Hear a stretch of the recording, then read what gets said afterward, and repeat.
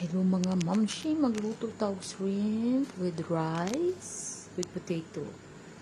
Ano siya no? So, pabukalan na ito may gamay ang ato ang shrimp. Pagkahuman haunon.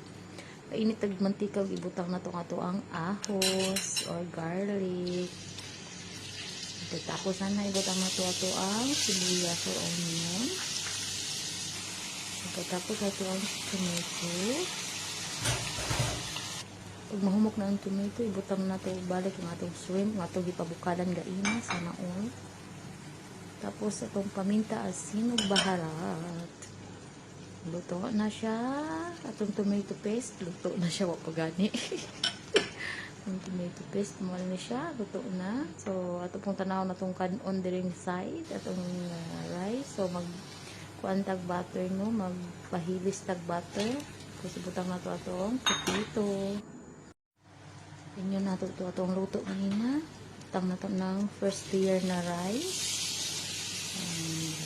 Tapos na ito siyang karungon. Ibutang na nato ito ang shrimp na giluto ka kanina. Hi, madam.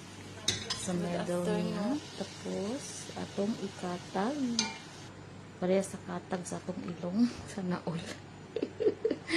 Katag pareha sa katag na ilong. Pagkahuman, atong ibutang ang atong rice. So, dali ra siya kaayo, pero trabahoso siya, pero dali ra siya lutuon. Shrimp with potato and rice. Tapos na to, mga 5 minutes luto na ni siya.